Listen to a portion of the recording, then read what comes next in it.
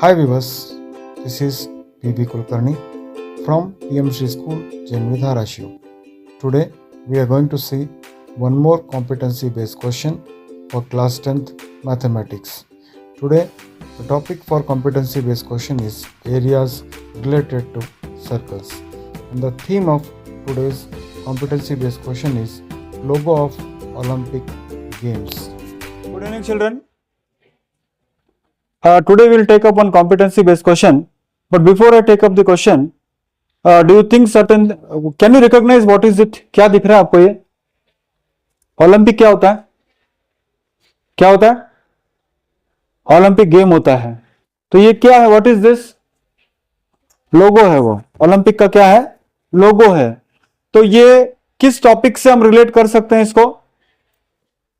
Circle के साथ हो सकता है इसका कोई रिलेशन हो. Let us see क्या है, what is the content of that and how we can correlate it with our topic, that is area related to circle. ये आज हमारा विषय है. How we can correlate it to circles, let us see. The question is like this: the Olympic symbol comprises 5 interlocking rings, represents the union of 5 continents of the world and meeting of athletes from all over the world at Olympic Games. Students make 5 circular rings in the school lawn with ropes. Each ring required 44 meters of rope. Okay. In the shaded region shown in the figure, students made rangoli, show causing various sports and games. It is given that triangle AOB is equilateral triangle and all unshaded regions are congruent. All unshaded regions are congruent. This is the information based upon which you will be asked some questions. What is that information? The information is there are 5 interlocked rings. What is it? There are 5 interlocked rings representing 5 continents, and various athletes are participating in this Olympic Games. Okay, so students of certain schools, they are show causing it with the help of rangoli, right? Now, and what they require is, they require 44 meters of rope for making one circle.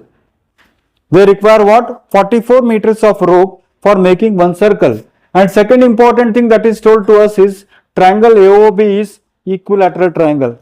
So these two things, I think we could draw some inferences out of this. इससे हमें 2-3 बातें तो समझ में आ रही है कि circle बनाने के लिए कितना 44 मीटर का रोप चाहिए. सर्कल बनाने के लिए 44 मीटर का रोप चाहिए और ट्रायंगल एओबी इज इक्विलैटरल. ये 2 हिंट्स आपको क्या बता रहा है? What do you understand by that, और what you can understand mathematically? If I say that the length of the rope required to make the circle is 44 meter, then what do you understand mathematically? Very nice. Circumference of the circle is 44, right? Second thing, what you understand if I say that triangle AOB is equilateral? Yes, what is it? Theta 60 ho gaya, all angles will be equal, all sides will be equal. So these are the 2 things that we can understand. Now, with the help of this Olympic symbol or Olympic rings or rangoli that is drawn to us, we will have to check out what are the questions asked to us. Find the radius of each circular ring. First question for 1 mark is find the radius of each circular rings. What is given to us? What is given to us? Circumference is given to us. You see 44 meters of rope is required to make the circular rings. So 44 meter means 44 meter represent the circumference of a circle. From this we have to find the radius. So circumference is 44 meters. So I can write here 2 pi r is equal to how much? 44. So 2 into pi is how much? 22 by 7 into radius we need to find out. This is equal to 44. Try to calculate r is equal to 44 into 7 by 22 into 1 by 2 into 1 by 2. So if I try to do that, what is that I am going to get? 22 ones are, 22 twos are. Is it right, children? 2 ones are and 2 ones are. So what is the radius of the circular rings made by the children? 7 metres. Second question जो आपको पूछा है, what is the measure of angle AOB? Can you answer that? Very nice. What is the measure of this angle AOB? क्या क्या है major इसका? या कैसे पता चला आपको? Equilateral triangle, triangle AOB is equilateral, so the angle has to be 60 degree because equilateral triangle all angles are equal. ऐसे कहूंगा मैं, given that triangle AOB is equilateral, therefore angle AOB is how much? Angle AOB is how much? 60 degree. That's all. The first thing that you need to find out is, see the figure and try to understand which topic it is. After understanding which topic it is, try to recall all the formulas that are related to that topic and try to, next step is what? Apply those formulas. कौन से topic पे हो सकता है, फिर उसके बाद कौन से फॉर्मूलाज हमको पता है, हर टॉपिक के फॉर्मूलाज आप उसको याद रखिए, बाद में उस फॉर्मूले को हमारे क्वेश्चन के मुताबिक कैसे डाल सकते हैं उसको देखो। उदाहरण के तौर पे सरकमफ्रेंस दिया तो रेडियस हमने ढूंढा, लेंथ ऑफ अ रोप का मतलब हमको क्या मिला? सरकमफ्रेंस मिला। फिर इक्विलैटरल ट्रायंगल कहा तो एंगल 60 डिग्री मिला, यानी सेंट्रल एंगल ऑफ थीटा 60 हो गया और रेडियस कितना हो गया? 7 हो गया। तो आगे के कैलकुलेशन अभी इन दोनों के ऊपर डिपेंड रहेगा। तो थीटा जो हो गया वो 60 हो गया। अच्छा है, find the length of rope of shaded region, unshaded region. देखिए इसको शेडेड रीजन हम मानते हैं, this is the shaded region, okay, this is the shaded region. अब आपको क्या चाहिए? अनशेडेड रीजन चाहिए। अनशेडेड रीजन का लेंथ ऑफ रोप देखिए ये एक लेंथ होगा 1, राइट, दूसरा तो 1 ये है, उसके बाद ये लेंथ होगा 2, राइट, उसके बाद ये लेंथ होगा कितना? 3, ये लेंथ होगा 4, ये लेंथ होगा 5, ये लेंथ होगा 6, ये लेंथ होगा 7 और ये लेंथ होगा 8। तो क्वेश्चन क्या पूछा आपको? Find the length of rope around the unshaded region. Length of rope के लिए कौन सा फॉर्मूला यूज करोगे? हाँ, या लेंथ ऑफ रोप यानी लेंथ ऑफ आर्क। तो आपको लेंथ ऑफ आर्क चाहिए, length of arc AB, length of arc AB is equal to 2 pi r theta by what? यानी हमने कौन सा फॉर्मूला यूज किया? Length of arc. सेक्टर के अंदर दो फॉर्मूले हैं, एक तो एरिया ऑफ अ सेक्टर का फॉर्मूला है, दूसरा है लेंथ ऑफ आर्क का फॉर्मूला है। और लेंथ ऑफ आर्क का फॉर्मूला क्या है? 2 पाई आर थीटा बाय 360 और एरिया ऑफ क्या है? Pi r square theta by 360। तो अब इसको आपको क्या लगता है और भी कुछ करना पड़ेगा? इसको मुझे इंटू क्या करना पड़ेगा? 8 करना पड़ेगा। क्यों इंटू 8 करोगे आप? क्योंकि आपके पास टोटल कुल मिलाकर कितने आर्क्स हैं? 8 आर्क्स हैं। तो आप अगर ये निकालोगे तो उसको 8 से इंटू करोगे तो you'll get all। तो अभी मैंने अभी आपको बताया था कि 2 इंटू पाई, पाई कितना है बच्चों? पाई कितना है? रेडियस कितना है? रेडियस कितना अभी निकाला था हमने फर्स्ट स्लाइड में? 7। थीटा कितना होगा बच्चों? थीटा कितना होगा? 60। क्यों 60 होगा? इक्विलैटरल ट्रायंगल है तो थीटा 360, ये 60 होगा by 360 into how much? 8। Okay, तो अब देखो यहां जो भी कैंसिलेशन होगा हम करेंगे। 0 cancels with 0, 7 cancels with 7, again 6 1s are 6, 6 6s are how much? 2 3s are 6, 2 11s are 22। क्या 8 इंटू 11 कितना होता है? 88 इंटू 2 कितना होगा? 8 into 11 is 88, 88 into 2 is how much?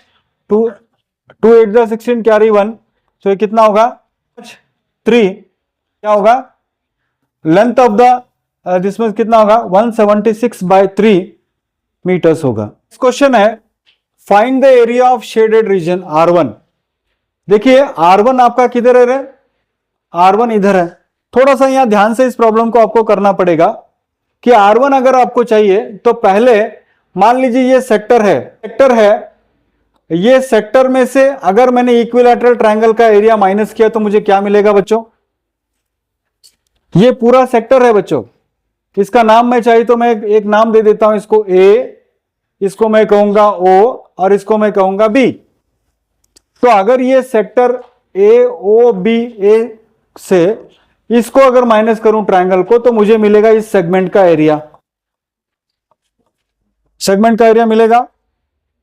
मगर मुझे चाहिए R1। पहले तो एक काम करेंगे हम, पहले तो एरिया ऑफ सेक्टर ढूंढेंगे। फर्स्ट स्टेप में हम क्या करेंगे, एरिया ऑफ सेक्टर ढूंढेंगे। फर्स्ट स्टेप में हम क्या करेंगे, एरिया ऑफ सेक्टर ढूंढेंगे। एरिया ऑफ सेक्टर का फॉर्मूला क्या है, pi r square theta upon 360। Do you all agree with me? सब मानते हैं मेरे को? फाइन। अब इसको हम क्या करेंगे, 22/7 रेडियस हमने फर्स्ट स्लाइड में निकाला था, कितना था बच्चों, 7 इंटू 7, थीटा कितना होता है 60/360। थीटा इज 60, क्यों थीटा 60 है, इक्विलैटरल ट्रायंगल है। तो ये 0 cancels with 0, again 7 cancels with 7, right. This 6 1 jar 6 6 6 jar 36 होगा। फिर अगेन क्या होगा बच्चों, 2 1 जा 2 11 जा होगा, और ये क्या होगा 2 3 जा। तो क्या बचा अभी मुझे बताइए, 7/3 बचा। ओके, तो इसको लिखे। अब बच्चों 77/3 को आप डिवाइड कीजिए थोड़ा, 3 2 जार 6 होगा, कैरी 1 जार 15, कैरी कितना होगा 2 माने 20 हो जाएगा, 3 6 जार 18, फिर कैरी 2 कितना होगा 2 होगा। तो ये 6 6 6 चलता रहेगा। तो हम एक काम करेंगे, वी विल टेक दिस 25.67 की जरूरत नहीं, 6 ले लेंगे, 1 सिंगल डिजिट तक, हमको कोई रेस्ट्रिक्शंस वहां पर नहीं दिया है, इसलिए सिंगल डिजिट हम ले सकते हैं। तो ये होगा what is this square metre. Area of triangle, कौन सा ट्रायंगल है वो, एरिया ऑफ ट्रायंगल एओबी। क्या कोई बताएगा मेरे को, एरिया ऑफ ट्रायंगल एओबी कितना होगा, क्या है उसका फॉर्मूला, √3 यस √3 ये कलर चेक करो एक बार, √3/4 into how much, side square. आता है रे बेटा सही से, √3/4 इंटू साइड स्क्वायर। और ये साइड इक्विलैटरल ट्रायंगल का जो साइड है, that is the radius of the circle.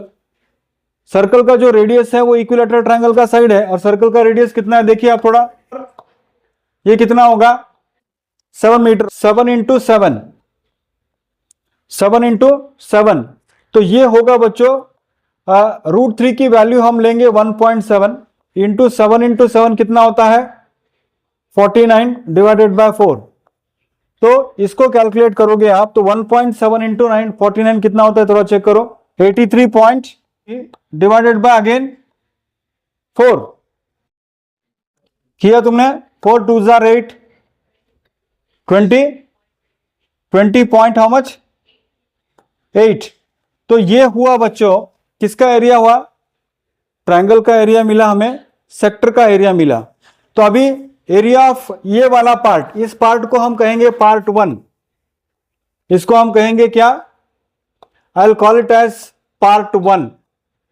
बच्चों इस पार्ट 1 को इंटू हम कर, पार्ट 1 मतलब ये पूरा एरिया मुझे मिल गया, पार्ट 1 यानी ये पूरा एरिया मुझे मिल गया। अब उसको इंटू 2 करेंगे तो ये पूरा एरिया मुझे मिलेगा। तो area of part 1, area of segment कहूंगा मैं, या segment 1, that is equal to what, area of sector minus area of sector minus area of, हाँ तो ये 25.6 माइनस 20.8 करो आप, कितना होता है देखो, माइनस करने से आप 16 minus 8 is how much, 16 minus 8 is 8, right. और यहां पर कितना बचेगा 4.8 मीटर इधर का एरिया। अब बच्चों क्योंकि सारे फिगर्स कॉन्ग्रुएंट है, उन्होंने शुरू में ही बताया था आपको, तो अगर ये एरिया मुझे चाहिए तो इंटू 2 मैं करूंगा, इंटू 2 मैं करूंगा। तो इंटू 2 अगर मैंने किया तो क्या मिलेगा मेरे को, ये पूरा एरिया मिल जाएगा। और सर्कल, तो मैं क्या करूंगा यहां पर, एरिया ऑफ क्या बोलते हैं उसको, part 1 and part 2, part 1 plus part 2 में करूंगा, यानी इसको इंटू 2 करेंगे तो पार्ट 2 मिल जाएगा। ये वाला पार्ट 1 है, ये वाला पार्ट 2 है, तो ये पार्ट 2 है, पार्ट 1 और पार्ट 2 करेंगे तो पूरा एरिया मुझे मिलेगा। तो area of part 1 plus part 2, area of part 1 plus part 2 अगर आपको चाहिए तो आप क्या करोगे, 4.8 मल्टीप्लाइड बाय 2 करो, कितना होगा बच्चों, 9.6 metre square. Okay, 9.6 metre square. अब आप सोच रहे होंगे सर पहला प्रॉब्लम तो बहुत इजी था, 2 मार्क का, इसका कैलकुलेशन तो बहुत बढ़ रहा है। बेटा इसीलिए मैं आपको बता रहा हूं कि 1 मार्क का तो आपके पास कोई ऑप्शन नहीं है, 2 मार्क का जब आपके पास ऑप्शन है तो सॉल्व करने से पहले देख लेना कि ऑप्शन 1 इजी है या ऑप्शन 2 इजी है। ऑप्शन 1 इजी है, देखिए आपने ऑप्शन, इससे पहले का जो प्रॉब्लम किया था लेंथ ऑफ क्या पूछा था आपको, अनशेडेड आर्क्स पूछा था, तो आपने 8 को इंटू कर दिया तो आपको 176/3 आ गया, या 173 आ गया था शायद कुछ।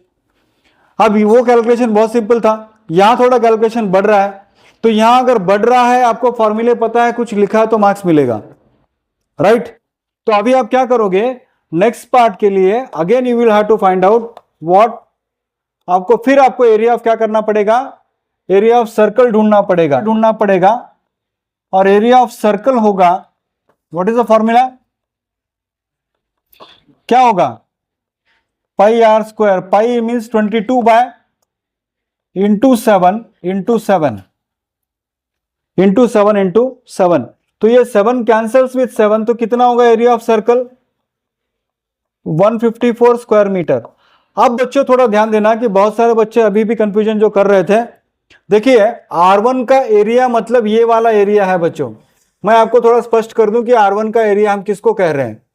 बहुत सारे बच्चों के दिमाग में R1 का एरिया का थोड़ा बहुत कंफ्यूजन है, थोड़ा सा फिगर में सुधार होने की जरूरत है, कोई बात नहीं, हम आपको समझा देते हैं, जो गलतियां फिगर में है उसको हम आपको एक बार समझा देते हैं कि R1 एग्जैक्टली मीन्स व्हाट।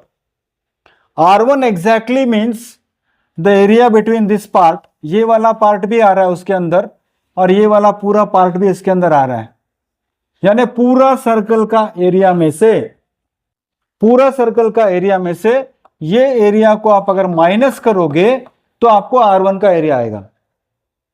समझ में आया, आपने सेक्टर में से ट्रायंगल को माइनस किया तो नीचे का सेगमेंट का एरिया आ गया, उस सेगमेंट का एरिया को 2 से इंटू किया तो ये एरिया आ गया। आप पूरे सर्कल में से पूरा इसको माइनस करोगे तो R1 का एरिया आएगा। अब आपको क्या चाहिए, R1 चाहिए, तो R1 चाहिए तो आप क्या करोगे, एरिया ऑफ R1 अगर आपको चाहिए तो क्या करोगे बच्चों, आप मुझे बताइए, अभी सर्कल का एरिया निकालो, कितना है सर्कल का एरिया, 154.00, या फिर माइनस हाउ मच, 9.60, तो माइनस कीजिए, 10 माइनस 6 कितना होगा, यहां पर 4 होगा, और यहां पर बचेगा कितना, 3, यानी 13 माइनस 9 कितना होता है, 4, तो कितना होगा, यहां कितना बचेगा, इजी टोके 144.4 square metre is the area. अब यहां पर देखिए आंसर जो है अलग अलग रेफरेंस बुक में अलग अलग हो सकता है, डिपेंड करता है कि आप कब आपने पाई की वैल्यू, √3 की वैल्यू कितनी ली है। मैंने यहां पर 1.7 लिया है, इसीलिए थोड़ा सा डिफरेंस यहां पर आ जाएगा। 1.732 लेते हो तो थोड़ा सा मार्जिनल फर्क पड़ेगा, बहुत बड़ा मेजर फर्क नहीं पड़ेगा। 1.73 लेते हो तो अलग आएगा, 1.732 लेते हो तो अलग आएगा, डिपेंड करता है एग्जामिनर ने आपको कैसे क्वेश्चन दिया है। मान लीजिए सर अगर हमको एग्जामिनर ने ऐसे कहा कि √3 की वैल्यू दी नहीं, तो आप क्या करो पता है कि डायरेक्टली माइनस कर दो, वैल्यू ढूंढो मत, आप क्या करो पता है क्या, √3/4 √49, इसको क्या कर दीजिए आप, 7 इंटू 7 कितना होगा बच्चों, ये 49 √3/4, इसको ऐसे ही लिख देने का। क्या लिखना है आपको, एग्जाम में सर इतना सारा कैलकुलेशन करना है क्या, मत करो, अगर वो नहीं देते हैं वैल्यू तो आप क्या करो, 49 √3/4 करो, और तो यहां पर क्या लिखोगे आप, इसको ये सब माइनस नहीं करने का, डायरेक्टली इसको क्या करने का, इस वैल्यू में से इसको माइनस रख देने का, और पूरे सर्कल में से उसको माइनस करने का। तो डिपेंड करता है how the question is asked in the examination. तो ओलंपिक रिंग्स आपको दिया था, ओलंपिक रिंग्स आपको दिया था, लेंथ ऑफ रोप आपको दिया था, लेंथ ऑफ रोप से आपने रेडियस ऑफ सर्कल ढूंढा, इक्विलैटरल ट्रायंगल है बोलकर आपने क्या किया, सेंट्रल एंगल 60 डिग्री लिया, बाद में आपको लेंथ ऑफ अनशेडेड रीजन पूछा तो आपने लेंथ ऑफ रोप किया इंटू 8 कर दिया, और एरिया ऑफ R1 चाहिए था तो आपने क्या किया, एरिया ऑफ सेगमेंट ढूंढा, उसको इंटू 2 किया, फिर सर्कल का एरिया में से उसको माइनस किया। अब अगर आप मुझे पूछोगे सर इतना लंबा कैलकुलेशन हमारा टाइम बहुत सारा चला जाएगा, तो बच्चों you should be wise enough to understand which question takes how much time.